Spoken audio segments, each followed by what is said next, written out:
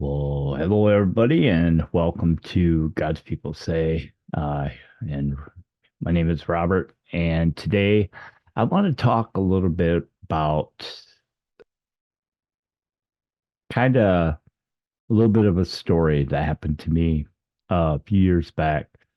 I've been trying to get this story, and I'm only going to do like a real quick version of it because I want people to maybe come back and hear the longer version of it, and so that they kind of get an idea what actually happened. So, and here it is. Back in October 2020, I got COVID, and I was really, really in bad shape. And with having COVID, I was put on a ventilator. I was put into an induced coma. I was in a coma for 8 weeks, which was a pretty long time to be in a coma. I spent like, I think it was 140 days. I don't think, I know it was 140 days I spent in the hospital total time. So during the time that I was, when I was sick, one of the things that I can tell you that I was pretty much uh, in a dream world. And I know that people are going to come at you. And I'm just going to say this right at the beginning. I don't care what other people's experiences was. That's why I don't listen or watch other people's experiences. It's not to be discredited, but I do know that I have heard from other people who have watched other people's experiences where sometimes a lot of what I experience lines up of what they said. The reason why I don't listen to other people's experiences is mainly because I really don't want people or anybody to change my thought process because my story didn't coincide with theirs. So if I said something and they got more followers or because their story or whatever the case, I don't want that. I don't care about followers. I don't care about any of that stuff, but I just want to get my story out. And here it is. So in 2020, I got COVID. They put me into an induced coma. So the last thing I remember is I was driving home from work. And the next thing I remember is I'm standing in a parking lot, and I don't know how I got there. It was a parking lot up north from where I live in a town called Hesperia. It was a gas station. It's on the corner of a crossroad. And I'm standing there walking around, and I really don't know how I got there. Can you imagine just like driving, all of a sudden you blink your eyes and you're somewhere else? That's how it happened. So I have absolutely no memory in between that. Okay.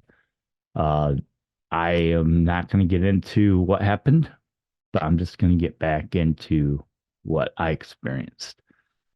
So the second that I ended up there, I was walking around. I was confused, uh, and I didn't have a cell phone on me whatsoever. I had on a pair of jeans. My shirt was untucked. It was like a grayish striped shirt, and I didn't have no shoes on. And I don't, like I said, I just was so confused, didn't know how I got there. And then after a while of walking around and looking around, it was at night. I mean, it was like in the middle of the night, like maybe after midnight or something like that. Uh, Sheriff's department pulled up, and there was two officers in the car, and one of them got out of the car and he approached me and he asked me if everything was okay. And I like looked at him like, yeah, everything's fine, but I don't know how I got here. And he asked me my name, and I told him my name. And he says to me, he says, uh, hold on one moment. And he went back to his car and he started talking to the officer in the car. He turns around and he says, is your name Robert? And I said, and he kind of like he asked me a second time, and I said, yes. He says, We've been looking for you." I couldn't understand why are they looking for me. He says, "Can you come with us? You're not under arrest or not in any trouble, but you need to come with us. Um, we have to take you to a center. Um, it's I forget what they called it. It's kind of like a detention center where they take people who have been infected by a virus because you have to be checked out."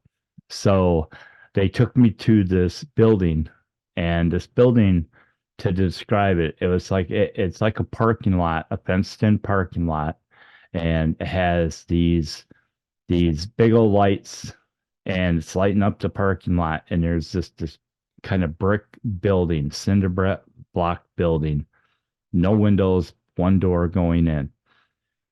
And it was pretty big size. I mean, it wasn't nothing small, but it was pretty big size. And when you walk into the door, there's this cylinder looking object in the center. And I couldn't understand what that was. I mean, I did know what it was at the time. So they leaded me off to, I think I went off to my right and I went into a doorway, and it was kind of like a medical center. And so they've told me to sit down. And now keep in mind, it was all dark lighting. It was like kind of like, uh, kind of like walking into, it's not a hospital, but it was like walking into a dark room. The walls weren't painted. It was all cinder block, concrete floors, absolutely no color whatsoever. The doors were gray, but it had fluorescent lighting. I do know that. And no pictures on the wall, but medical equipment around.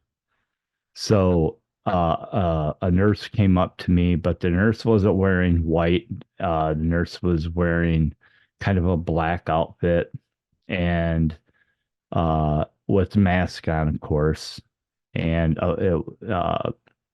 I don't I don't think she was wearing any hat at this, and she had got like glasses on.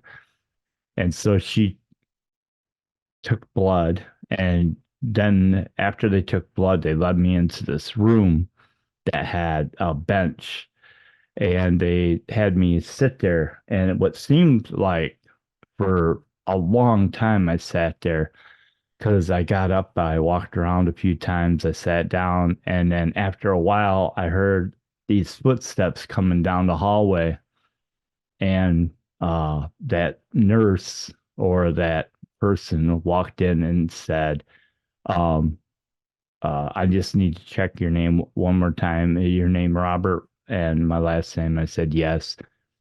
And she says, and your date of birth. And I gave date of birth. And she says, okay, your test came back positive. And there's a word that they used um, uh, that escapes me right now. I'm sorry, part of the COVID fog. Uh, regenerate you. And I sat there, I was kind of sitting there with on my hands, and I kind of like regenerate me. And she says, yeah, what it does is it gets rid of the virus. And so I'm thinking to myself, wow, it's getting rid of the virus, I guess, and here again, I am totally confused at what's going on here. Was I afraid? I wasn't afraid because I had no real like feeling. I wasn't feeling any kind of emotion, but I was like confused, mostly confused. And so they led me in out into that corridor and into that thing that looked like a cylinder. Remember, I told you about that? It was about 6 foot high, probably 10 foot in radius. And when they open up the door, there's this thing that looks like a broom, kind of like it's all made out of steel, kind of fence looking, like kind of like a outside fence with bristles and stuff on it. And they told me to lay down on my belly. They said you will not feel no pain and that everything will be fine, not to worry. And I said, "Oh, okay." So I laid down on it, and she says, "When you're done, everything will be new. Everything will be okay." And I'm like, "Okay, all right." So they started up the machine, and I can still smell. It smelled of steel. You could smell the steel, kind of like grinding dust, kind of a smell, and oil. That's kind of what it smelled like to me. And so it started up, and I obviously didn't feel no pain, but then I just kind of, when it drifted off into darkness, I must have passed out. And then I wake up and I'm on a table, and they tell me everything worked good, you're fine. But at the same token, I was like all dirty and gross. And I said I didn't say anything. I wasn't talking, but they were talking to me and they were saying, "Okay, we had called your son Robbie. Him and his family are here. They're gonna take you home." And I was like, "Okay." So I walked out. They guided me out, and I went out the door, and there was Robbie and my son and his family, and they were like in a car, and it was like like a minivan, and um they there was no talking. He didn't say nothing to me, but they what they did was they they brought me and they put me in the back of the car, kind of like no words were discussed, anything, and then they brought me to this, like it was like a car wash, and they hosed me down of all the crud that was all over me and everything else. And it was like they were taking towels and wiping off my body and stuff like that. And during this time, my granddaughters were in the van, and I could see them peeking over the top, over the seat and everything. And you could see like the concern in their eyes and stuff, like they're seeing all this take place. And finally, they get me, all cleaned up. And so I end up at my son's house. There's a lot going on in between all this stuff too. Like I said, I'm giving you the fast condensed deal. So I get to my son's house, and there's absolutely no dialogue whatsoever. I end up sleeping there, and then the next morning I wake up and I walk out into my son's garage where he was sitting, and he asked me, he goes, "Well, what do you want to do?" And I said, "Well, I want to go back home." And he he started driving me home. And like I said, there was absolutely no talk between him driving me home and everything. I just was looking out the window, looking at the scenery and stuff. But the funny part about it is on the trip home, it was the exact route that I always take. So it was kind of cool. I mean, my mind was thinking that. And then so I get home, he pulls up, and I get out of the car, and again we exchange no content. And so I walk up and, walk up the steps at home and, there's my car. I don't know how my car got there. I don't know what was going on, but I do know that it was morning time, probably in the ballpark here between 9 and 10 a.m. And I remember it, I can remember the birds are singing. This is probably in the summertime, spring, summertime. It had been like summer because I know that the trees were green and stuff.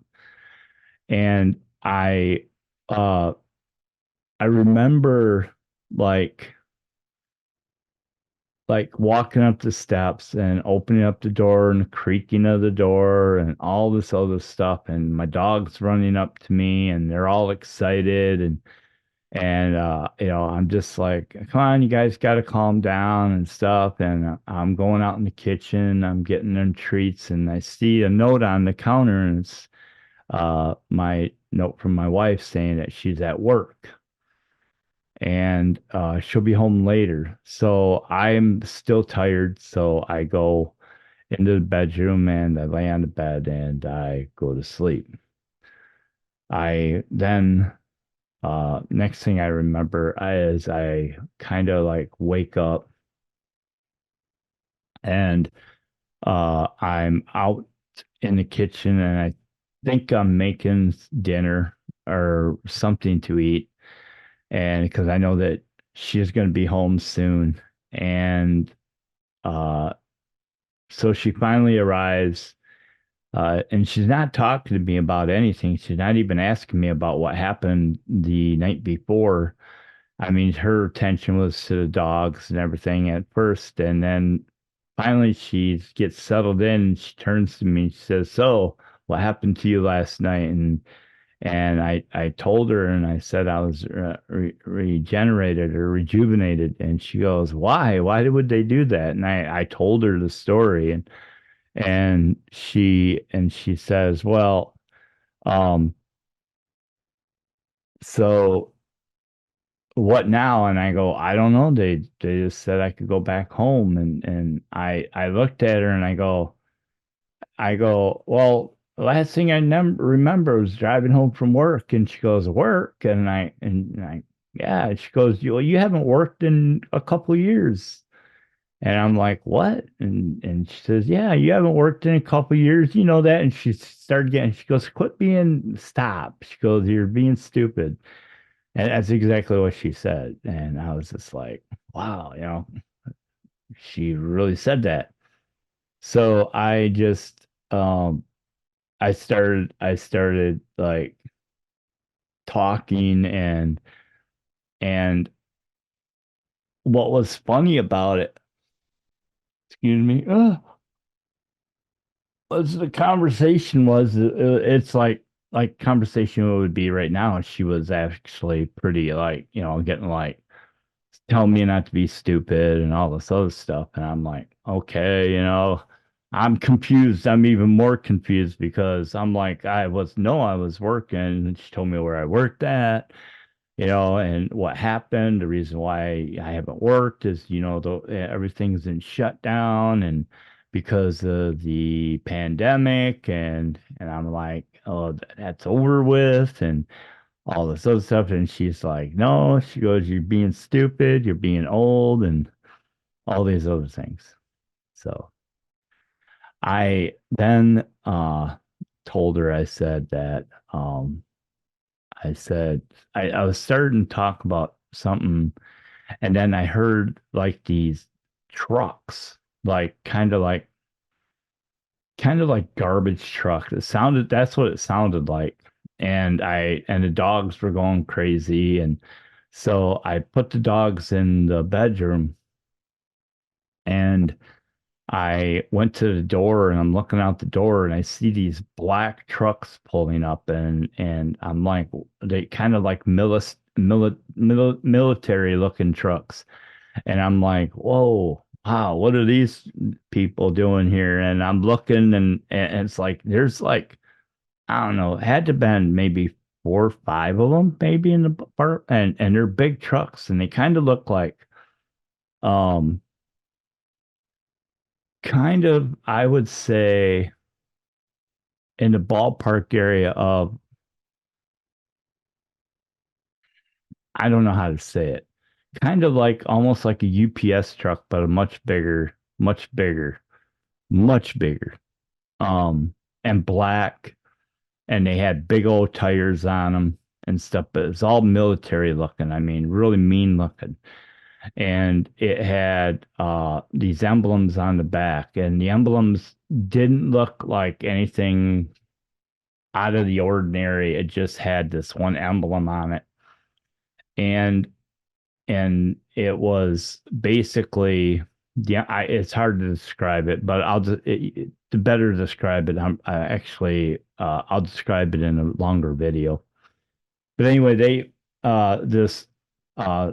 these two people come out of one of the vehicles, one being a woman and a guy, and her name was Melissa, his name was Brian, and they come up and they're all wearing masks. They're wearing black combat military outfits, and she has a kind of like a clipboard, or not clipboard, iPad in her hand, and he's just standing there. And yes, they had their I mean, they didn't have rifles, but they had sidearms and stuff.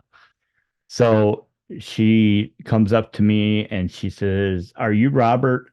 And said my last name. And I said, "Yes." And she goes, I go, "What's going on?" And she goes, "Can you, and I stepped outside on the porch, and she kind of leaned to the side and she goes, "Is your wife here, Jody?" And I said, "Yes." And she she leans out and she sees and he goes, "Hi, Jody, how you doing?" And "Is everything going good today?" And being really, these people are being very polite. Believe me, they're not being mean. They're not, and I didn't feel scared. I didn't feel threatened. I didn't feel anything at the time. At that time, I didn't feel anything. So she started talking to me and she started telling me that there's a few things that you need to know. She goes, "You have been chosen. What happened is the government has come up with a way to cut down on the population." And the first thought in my mind is, "Oh man, they're gonna kill us." No, and she goes, Everything is good. You're not gonna be harmed, and none of that stuff. But we're gonna have to ask you to come with us." And I'm like, come with you where?" And she says to me, "I will explain everything to you once you're in the truck." And I said, "Well, can't you tell me now?" And so that's when Jody come out on the porch when she was standing next to me, and she says, "Well, okay." So she goes, "So what's going to happen is you guys are going to come with us, and you guys have been chosen. It's like a lottery." And she says, "We are taking 50% of the population of the world. This is not just here, it's worldwide. And based on your, who you are and everything else, we are going to put you into cryogenic freeze for 5 years." And I'm like, and I'm like, kind of, I'm pretty sure, I'm just like, "Wow, are you serious?" And I'm like, but I'm listening to her, and everything else. And I could see Jody, like, she was like, yeah, visibly scared. I could tell she was scared. So Melissa went on to say that, um, all the things that were going to take place, like I said in another video, I can get into more detail. But anyway, so she tells me all the things that are going to happen. That what ends up happening is when we are in cryogenic, what happens is our bodies, though, will go through a lot of changes and stuff. Uh everything will be taken care of. If you're sick, you won't be sick anymore. All these things are going to happen. So um I was just like really like, wow, this can't be happening. And then I think this is like the first time I had a little bit of fear because I didn't know what to expect. So, um, and then I said, well, what happened to our house? And she says, you have to realize that everything that you have, you are not going to need anymore. There's nothing there. You are going to have to leave. You don't need your phones. You don't need anything. There's nothing in that home that you'll need. Everything will be destroyed. Everything, there will be nothing left. We come in, we take care of everything. Nothing is basically there. And I was like, well, what about, like I was talking about my computer, and she just, nothing. You have to understand it. Nothing can go with you. Only you can go. And that's when I asked about, well, what about, my dog Coda and Winston? And she looked at us both, and I could tell, and then she looked back at Brian, and Brian looked at her, and she looked at us again. She says, unfortunately, your dogs cannot come with you. And that's when Jody got really started crying. She ran back in the house, and I could hear her crying and for the dogs, and I mean literally crying hard. And then Melissa explained to me, she said, just know that we're going to extract the DNA from your dogs. And when you get to where you're at, your we will uh how does that say, an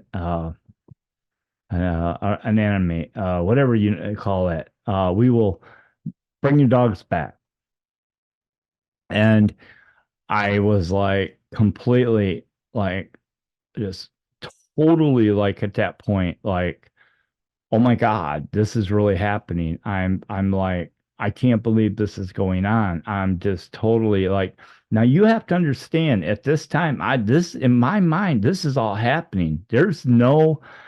I have no knowledge. This is all, everything's real. Everything is in real time to me. It's like, I'm telling you, time is in real time.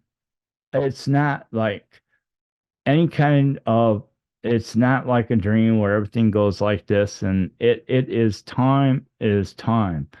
And I'm standing there, and my heart is sinking because I have to leave the dogs behind. They're our babies. They're everything. And so I'm just looking at her, and I'm in disbelief. And she says, and she motions, she goes, Robert, you need to come with us now.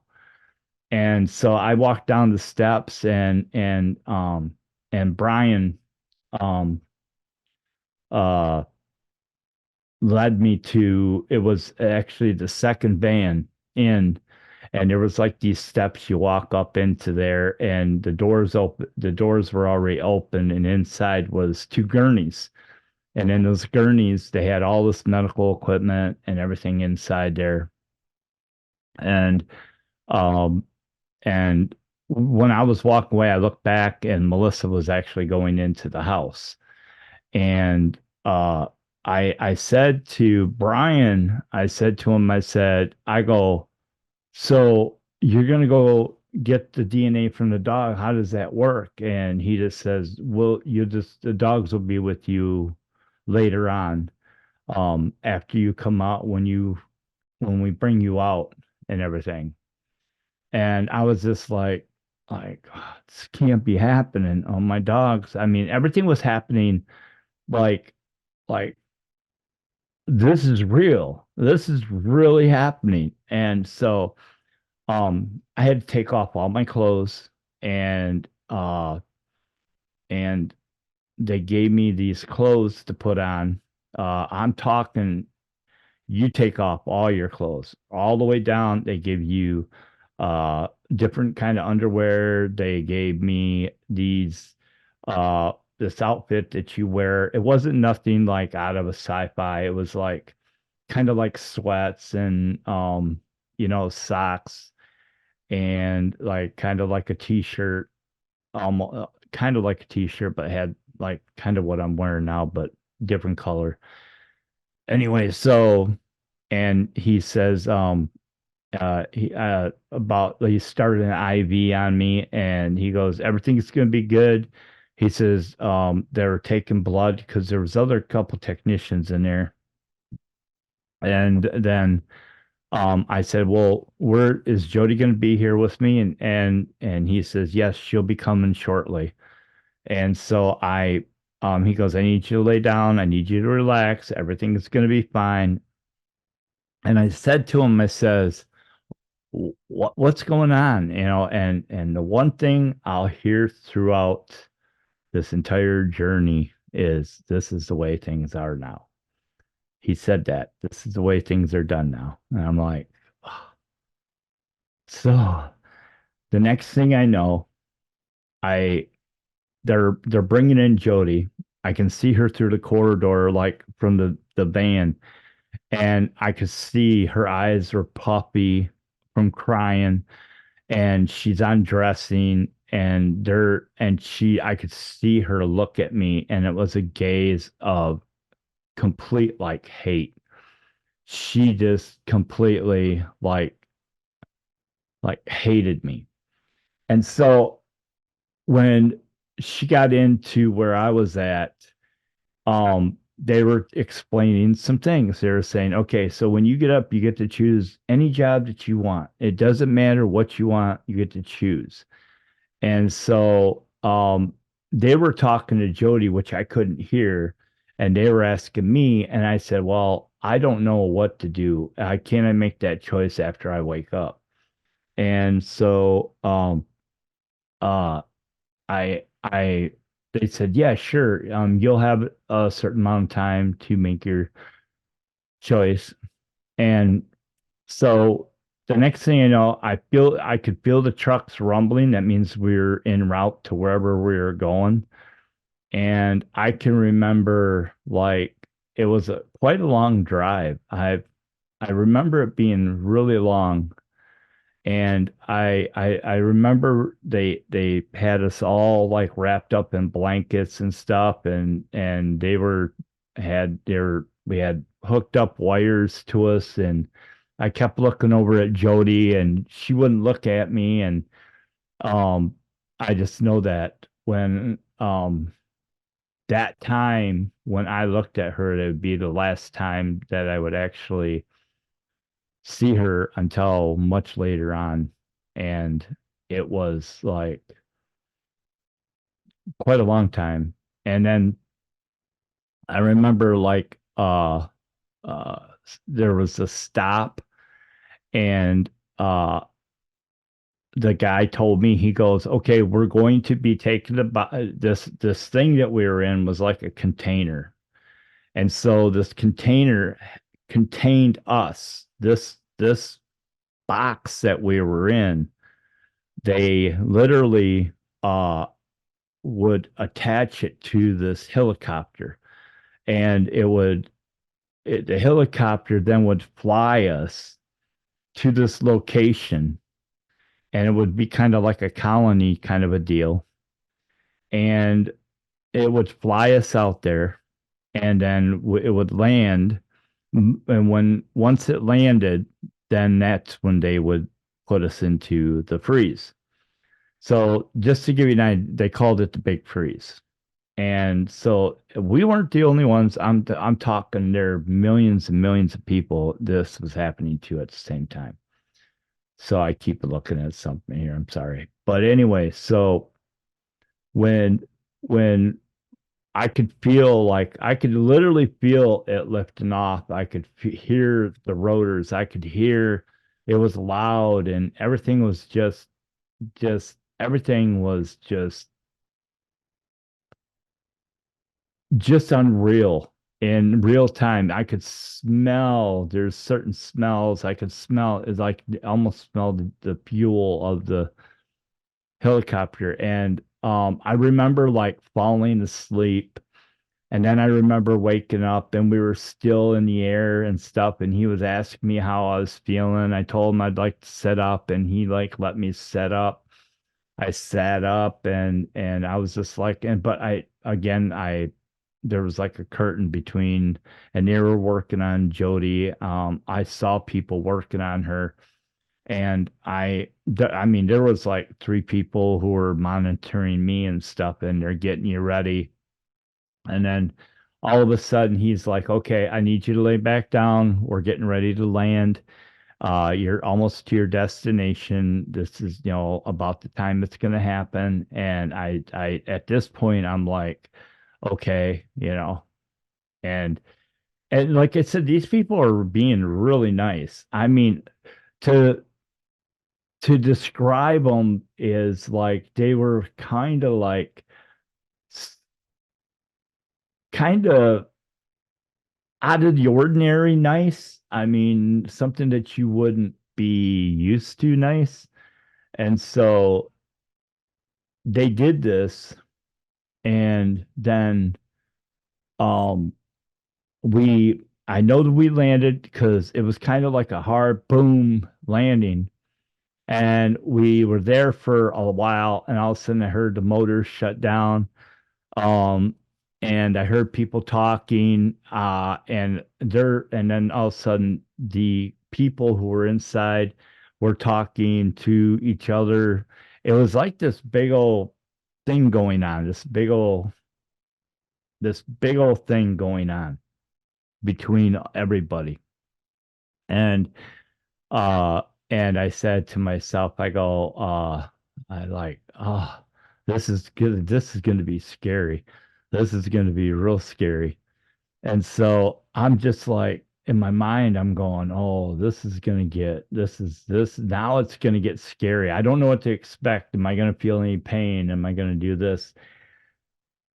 But really, what started to happen is I felt this big old, like, there was this big old, like, bang. Uh, it was like something hit the box. And also I felt like pick up, and there was this big old, like, scraping noise, and all of a sudden it's like it was like put down, and I heard things happening outside of it. And I, like I said, I was in this bed. It was like kind of like a gurney kind. It was real comfortable, by the way. I'll say that.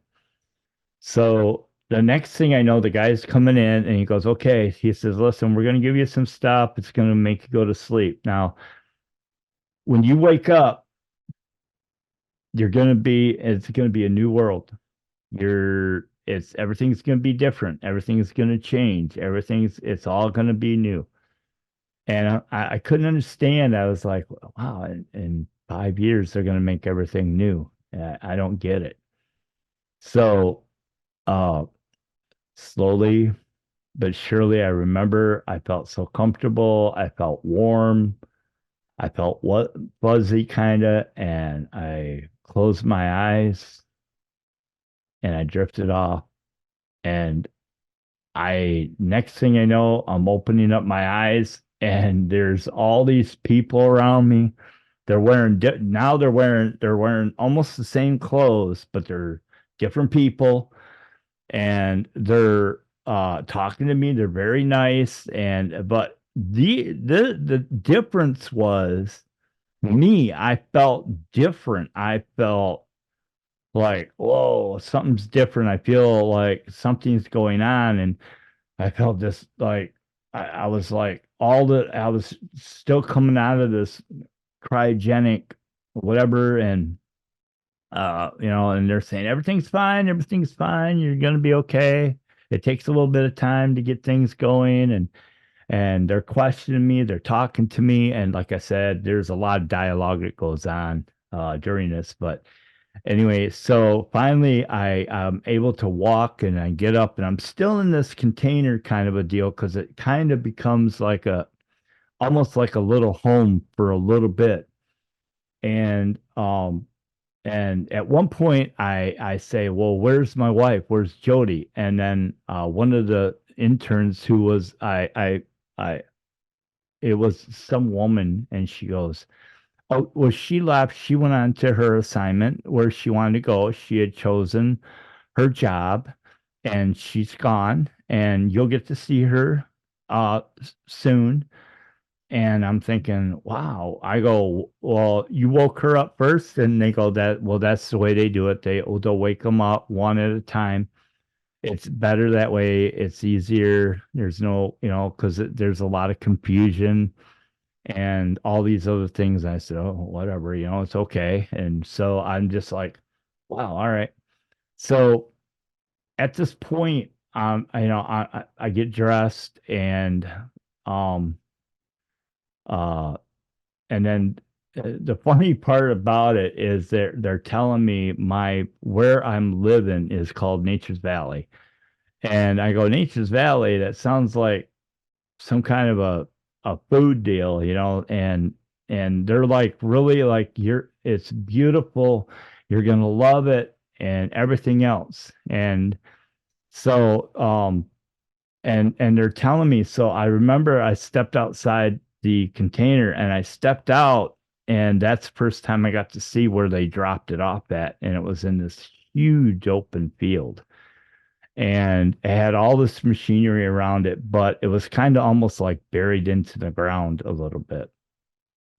And I thought to myself, wow, but I felt so good. I mean, it was nice out, it was sunny out, kind of like, almost like in the mid-afternoon, whatever. And so I start like kind of wandering around a little bit, and then there was this woman who walks up to me. um Forgive me, I right now I can't remember her name, but I'll have notes, because I do have it written down, notes. But she comes up, and believe it or not, she's driving a pickup truck. And the pickup truck looks different. It's not like the pickup trucks that we're used to, and it's not futuristic. It's not floating or doing anything else. It looks kind of like an old-fashioned truck, like in the 70s and stuff like that. A real nice condition, by the way. And so she's talking to me, and she comes up and she's like, "Hi, you're Robert." And she goes, "You want to come with me? I'm going to take you uh uh to us to the care center." And it wasn't care center, it was something else. And she goes, and so we get in the truck, and she's talking to me, "How you doing? Did you choose the job you want to do?" And I go, "I haven't really thought about it yet, but I go, I think I know what I want to do." And she says, "Okay, we'll talk about that when we get there." And so we come down, it was like a dirt road, and we come to this place. It's like a house. It's a white house. It kind of looks like a bed and breakfast kind of a place. And she pulls in. There's like a white fence, like a four run fence. It comes in, and there's like a driveway that goes up with a parking lot. There's a barn out back, and all these things. And so we're standing there in the parking lot, and she's smiling, and she goes, "So have you chosen what you want to do?" And I said, "Well, I'd really like the opportunity to train dogs." And she says, "That is a really good job to do." And she goes, "Train dogs?" And I go, "Yeah, I'd like to do it for the police department." And she pauses for a moment, and there was like a kind of look on her face, like, and she goes, "Well, that job is not available, but we do have a job that's available that you do qualify for." And I have notes here that is kind of like, "We'd really like you to take this job because you are good with dogs." And she goes, "But that is having you train dogs for a task force." And it's a really important uh kind of like a military, but it's much different than the military, Robert. And she goes, I and she goes, It's all going to come to you over time. We need you to get used to what's going on here, how things work around here." And I'm still kind of like, well, if it's only 5 years, what What's going on? I go, it's only 5 years. And then she says to me, right now, I just want you to know this. Where you're at, there is no more sickness. She goes, where you're at, there is no more crime. There's no prisons. Nothing is bad for you. The food's not bad for you. What you drink is not bad for you. Everything that is bad for you is not here. Um, there's no more evil. There's no more sickness. There's no more cancers. There's no more. Your body is all new. You are not sick. Your wife Jody, she doesn't have seizures anymore. She is all new. Everything is good. You know, how your eyesight, you have perfect eyesight now. She goes, everything about you is new. And she goes, it will take you a little bit of time to understand what's going on here. And I'm like, okay, I'm still not getting it, but okay. And so she goes, so the job we have is that you would be trained and become part of this task force. You will train your own dogs. And I said, okay. And she was just like, and kind of to set the scene, I'm standing there and I'm wearing, like normal clothes, t-shirt, jeans, and I think I had like kind of like hiking boots on. And I'm standing there with my hands in my pocket and I'm listening to her talk and I'm kind of like I'm looking around and everything is like the birds and the trees and everything is just like kind of like you would imagine, like beautiful. Everything was beautiful. The air was smelled beautiful and everything just smelled so clean. And I was just like, this place is just awesome. This is what, and in my mind, I'm thinking, so no more evil, no more nothing. I go, and they did that in 5 years. Wow, that's quite the accomplishment. So then I I came to this conclusion at the time is I wanted to I wanted to address something. And I said to her, I go, so do you know where my dogs are? And she goes, oh, Coda and Winston. She goes, you'll get to see them soon. She goes, not right now. It's you guys have to get settled in and then you'll be able to see them down the road. And I'm saying, okay, all right. It's like, I really want my dogs. She goes, I know you love your dogs. I know you miss your dogs. And then I said to her something. I said, well, when will I get to see Jody? I go, she's my wife. And she goes, well, one thing you need to keep in mind here, yeah, things have changed. Okay. There really is no marriage here where you're at. Um, you guys are, you guys are friends and you'll know her and you're gonna know people that you've known and you're gonna see people, you're gonna do all this other stuff. And but she says, let's not talk about that right now. Let's just leave that for another time. And then of course there was a lot more dialogue. The next thing is she said to me, she goes, so do you want to see your home? And I go, my home? And she goes, yeah, then you want to go see it. So we got into uh, another pickup truck. I think it was the same one. And she drove for a while. We didn't have any kind of dialogue. All I know is I saw the iPad next to her, and uh, she had on like a kind of like a uniform kind of a deal.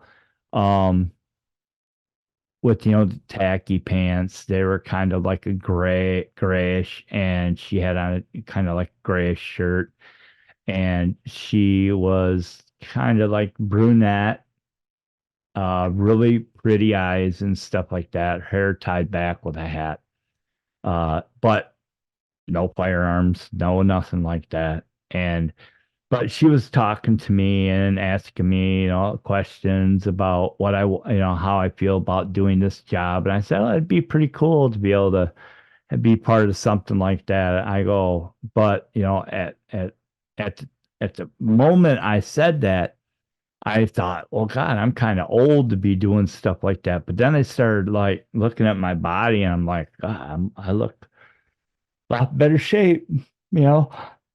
And so I'm sitting there, and finally we drove up, and she let me out at the end of this driveway. And it was like I said, this one was down a dirt road too, but it was a long driveway. I looked up and she goes, there it is. She goes, go enjoy yourself. We'll see you later. And so I saw this house, and so it was out in the country. It was older style house, kind of like, I don't know when it was built.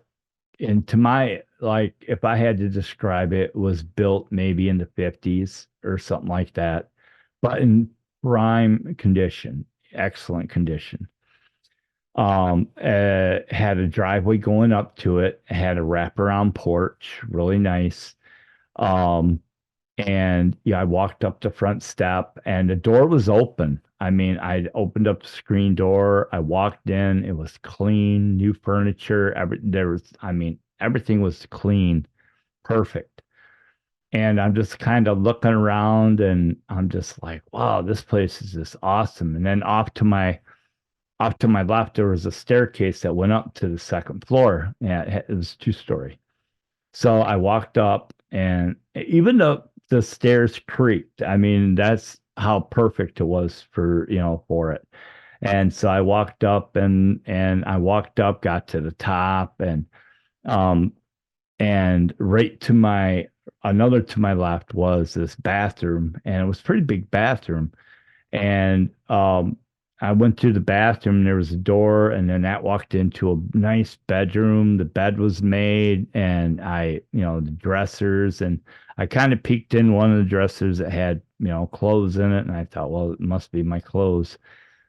And then I walked out and walked in, looked at a couple bedrooms up there. It was like a three-bedroom house, and then walked back down the steps, walked through the living room, and then I went out into the kitchen. There was a door that went out to the kitchen, and I opened up, and the kitchen, kind of describe it. The kitchen was like if you walk through the door off to the left,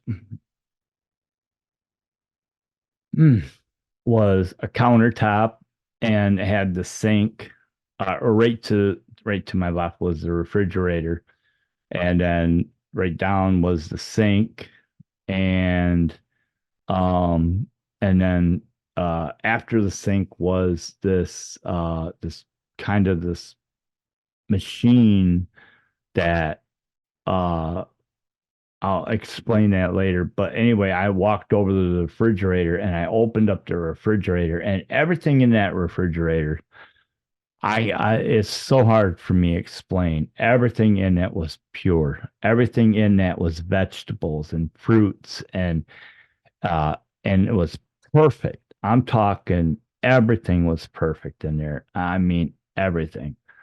And one thing I did not see is I did not see any meat. And I'm like, but it didn't register in my head. I just didn't see no meat. And I was like, huh, okay. So I closed it, and on the front of it had this one kind of like ice maker, whatever. So, oh, sorry.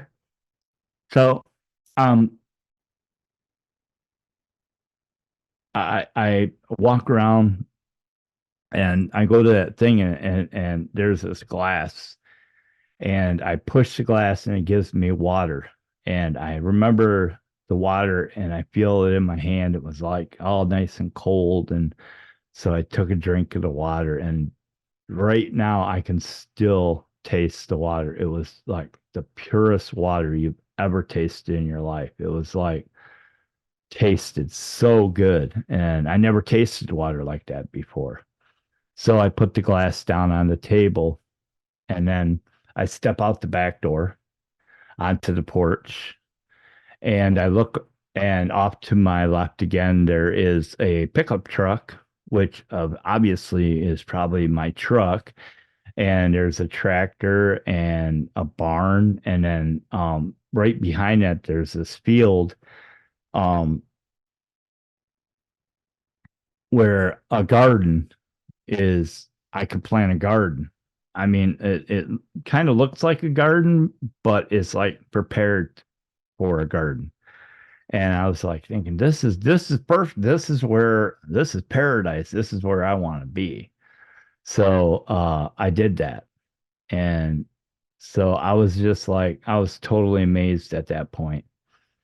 And I at that moment, I just was like, this is this awesome. This is my life now. I don't know how I got here. I don't know what I did to get here, but this is good. But I got to go to work. I know I got to work for this, and I'm thinking I'm kind of confused in my mind again. Like, how am I going to do this? How am I going to get here? And I want to let Jody know I got this house, but then wait a minute, she told me that we're not married, and I don't understand. I just didn't understand it. So I went back in the house, and there's kind of like this island right in the center, and right like now it'd be to my left again because when I turned around it would have been to my right, but now it's to left. There's all this covered space, and there's another door that goes out to like a little dining area. But on the counter there's this sphere. There's this ball, probably about this big around, and when you touch it, it opens up into your hand. And I didn't understand it at all. I had no idea what it was. All I know is some kind of a communicational device. So I looked at it. I go, "Oh, that's neat." So and then it folded up and became a ball. And so I was there for quite a while, just walking around, doing my thing. And for whatever reason, I don't know how I ended up, but the next thing I know, I'm with I ended up going to this where the training center where I would spend months training, and uh and that's where I would learn during the training where I would end up. And what happens is totally blew my mind. So here it is. Um, so I this so I went to this detention center, and not detention, was a training center, and I went in, took training. I was assigned two dogs. Both my dogs are black German shepherds with um both had brown eyes, beautiful brown eyes, very very well trained already, but they were my dogs. These dogs were trained to me to um, protect me from what I didn't know at the time when I was doing the training. However, what happened was that there was this moment when we were all these soldiers, this task force, and everything were brought together, and and you have to understand that the confusion, everybody was the same, in the same mental state that I was. They uh, they thought the same thing I thought. They went through the same training that I went through. They got to choose what they got to choose. No one was better. No one was worse. We all shared a certain um this goes so deep. So we all shared this bond. And the funny part about it is there was a few people there who I knew. I thought I knew them, but I was just like confused. It's like, don't I know you from somewhere? It's like, yeah, I think I know you from somewhere. I don't know either. And then so we're all in this area and we're getting ready to all be to go into this huge deal.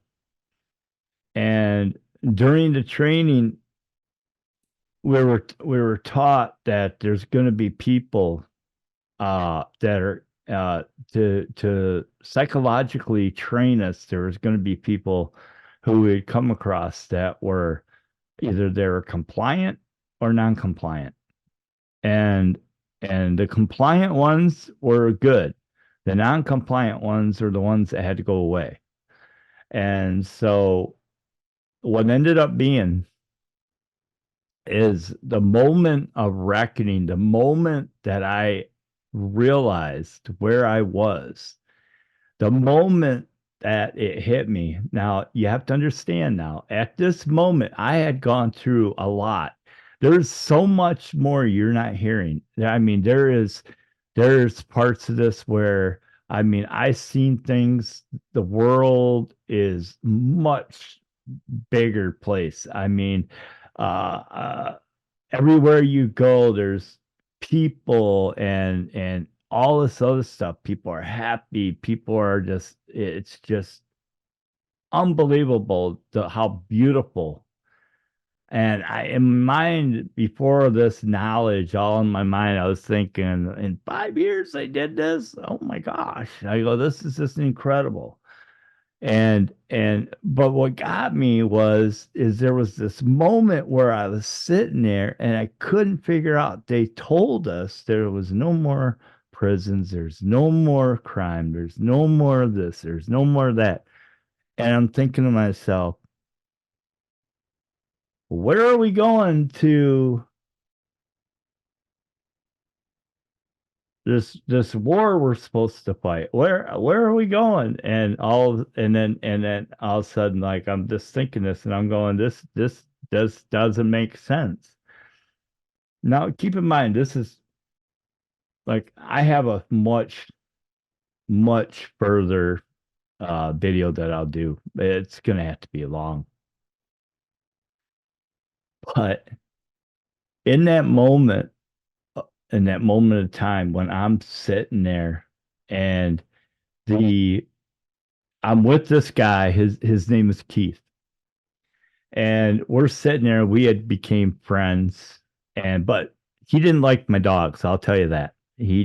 There's a backstory behind this later on. I won't get to it in this video, but in the other video I will. But there's a backstory that goes back to this. And him and I were sitting there talking. I remember the first time I met him too, because we were introduced by our CO. And this guy is like funny. He's hilariously funny. He has a great sense of humor. But when it comes to certain things, he's all business, you know. But he's not a person like he's in charge of a group of people, and I mean his squad is like made up of some really cool people, and some are women, some are men, and I mean this is a big deal. This is a huge war. This is a big thing that we're about ready to go into. And then I mean we're talking, this is months before we're ready to go. And then this one night we're sitting down, him and I are like sitting down talking back and forth. And I said, God, I just can't believe that, the good Lord has graced us with this. I mean, can you imagine how great the Lord has done? I mean, the good Lord has graced us. He got rid of, I mean, he doesn't need to come back. He doesn't need to change everything. The world turned around and everything else. And while I was talking, saying that, we were in kind of in the barracks area, and my two dogs were laying down, right on my right side. They were both laying down side by side, heads down on there, and all of a sudden their heads shot up, and they sat like just they sat, and all of a sudden the seal comes in, and everybody like in the whole place snaps to attention and stuff. And I mean, we're all like, here comes the main guy, the seal, and all of a sudden, here comes the general. Here comes the top dog who we have never seen. And all of a sudden, this guy enters this room, and he is like bigger than life. I mean, he looks like he means business. And I think for the first time, I about trembled. I was like, and I look over at Keith, and I'm like, whoa, this dude, like, no. And Keith looks at me, and he goes, shut. And I like, and I'm looking down at my dogs, and my dogs are kind of like straight, like at attention, like they're doing better than I am. And so our CO, uh, he comes walking in, and his hands behind his back, and he goes, and all of a sudden this top dog, man, he starts talking, and his voice is like sharp to the point, and he says this, and he says, "You all have came here," and he goes, "You all have volunteered to be here. You were all chosen to be here. And you are one of the greatest armies ever put together." And he he just kept on telling us all this stuff about us. And he when he was sitting there and he was talking, I just had this like, like praising God. I was so much praising God, like, I cannot believe I'm here. I can't believe I get to do this. You know, um, but I knew, I said, well, if something happens to me, at least I get to be with the Lord. And all of a sudden, this guy says, "You guys realize where you're at? Do you know what you're here for? Do you know what you're a part of?" And everybody's like, "No, no, no." It's like we're not talking. We're talking thousands of guys in this whole center just yelling, "No, no." And this guy jumps up on this like podium deal, and he raises his hands in the air, and all of a sudden he goes in this loud voice, and he goes, "For I am, you know, the Archangel Michael, and you are my army." And I went, "Who?" Like, what? And I was like, I look at Keith, I go, "Did he just say what I thought he just said?" And Keith goes, "Shut up." And I go, "Okay, okay, okay, okay." And it's like, I'm looking, and all of a sudden, I just realized right at that moment, I said, I am not on earth anymore. I have been in heaven. I have been, and it did make sense. I thought, well, wait a minute. When did the rapture come? When did all that happen? I don't remember being brought up in a rapture. I don't. Wait a minute. How did all this happen? How did I end up here? And I couldn't make no sense of it. And then all of a sudden, it's like the knowledge kicked in. It's like the knowing kicked in. It was like I was like completely like he opened up the knowledge of what we were and who we were.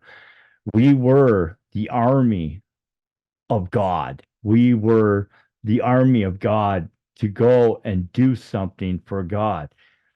And I was just like completely like, oh, wow, this is so cool. I I never have been a part of anything this big. I was just like, I did it. I made it to heaven. I was like, I was saved. I go, I'm in heaven. And then I was like, why do I want to leave heaven? What are we doing? I'm like, we're going back. And all of a sudden, here was the mission. The mission is we're going back to Earth and we are going to save people who were left behind, to save the ones that were left behind and to fight the evil. And he made it perfectly clear that we cannot die. There's nothing that they can do, but we can take and destroy the evil. But then he goes, what he said was, is he goes, this will not be a short war. There are many, many people who will seek to be free and to seek, and we have to do all these things. And he goes, this will not end in one day. This will take a very long time. And I'm like, and I mean, he went on and on about how this is what God's, and this guy, when he was talking, I kid you not, every every ear heard. And I was like, so where's Jesus? Where's God? In all this. And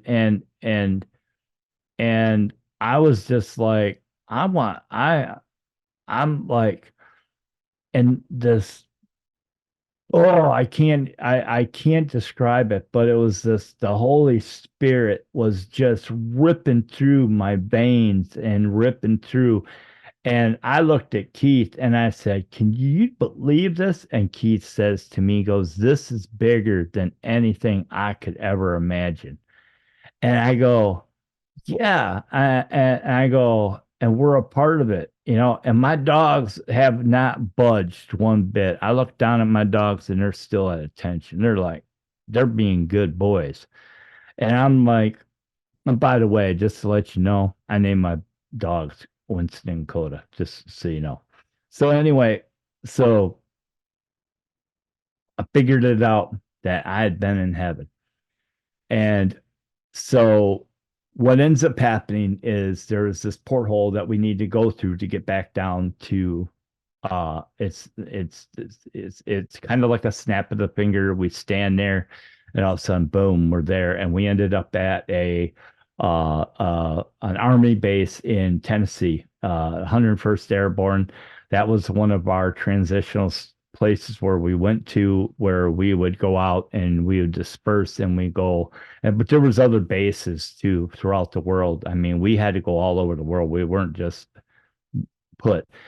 I then was actually, when everything was over with, when he went away, our CO went away, we went back to our internal barracks and we were talking, and Winston and or my dogs were eating, Winston and Coda were eating food, and because I was feeding them and I was sitting on my bunk, and all of a sudden I heard this shout down the corridor and they were calling me out, and I went down there and I was walking and the dogs come walking behind me, and I turned around and I put my hand up. I went like this and they both sat and they stayed right there. And I walked into the office of my CO, and he had told me to sit down, and he told me that I would be going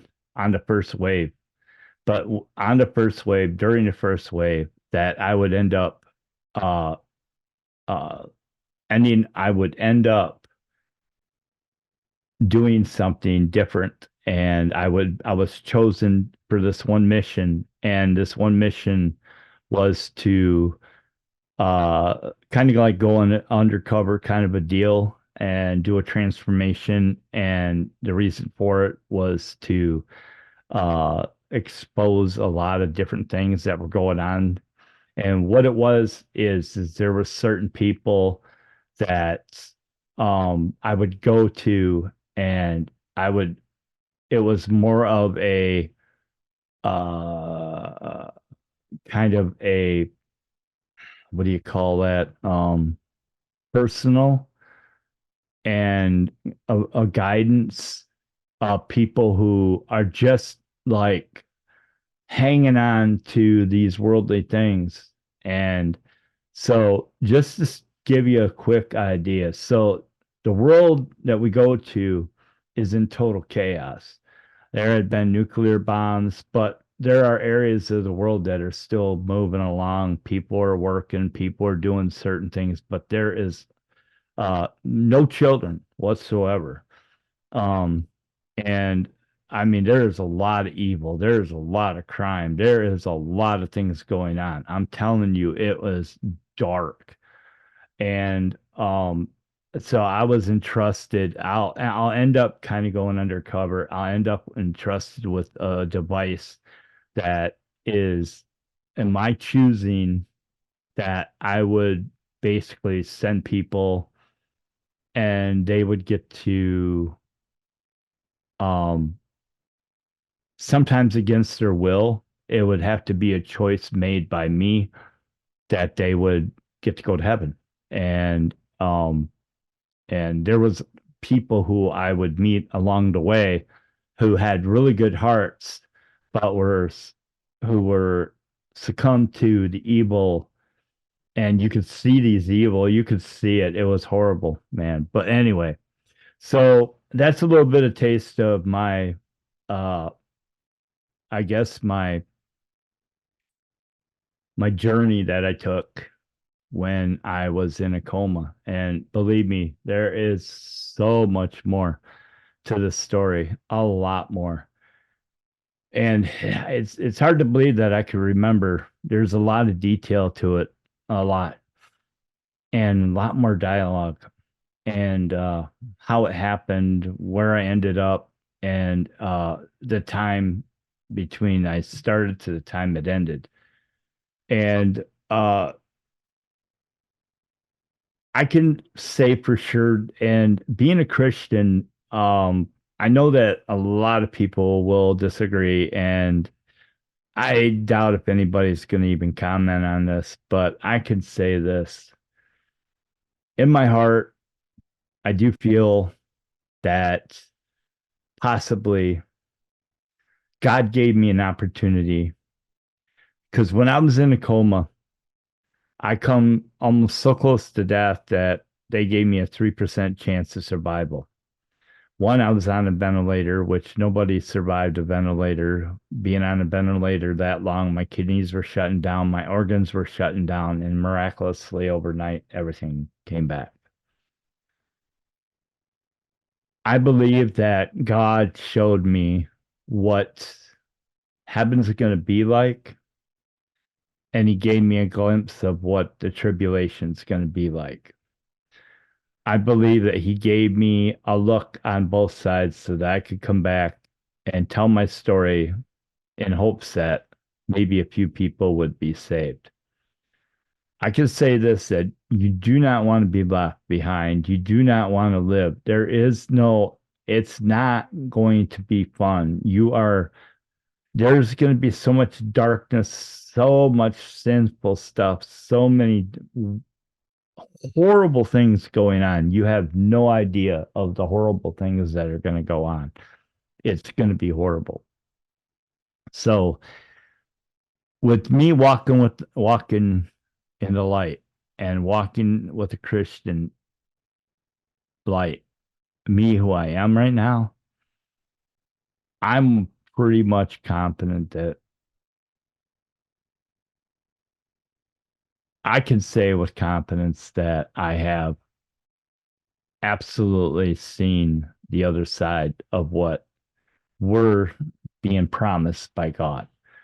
And so I have a show that's going to be coming up, and I'm going to talk about uh, my idea, my interpretation of what heaven's going to be like, the different realms, and other things that I think that God has created that we have absolutely no idea what we're going to get to experience. So with that, I just want to say thank you. Hey, thank you for listening to my story. I really appreciate it. And I, of course, if you like it, just hit the like button, and if you want, just kind of follow us, and for our content. And I'm going to try to put more up as time goes on. If you want to know more about me, you can go to my website. It's Woonacott, WOONACOTT.com. I do a lot of writing there, and you can learn a little bit about me and who I am. So I really want to wish everybody a happy day, and God bless everybody. And I just want to say, if you are so close to finding the Lord, repent, repent, repent, repent. Give your heart to the Lord, because what's on the other side is absolutely beyond your imagination of what it could ever be. All right. So we'll see y'all later. Thank you for watching. Goodbye.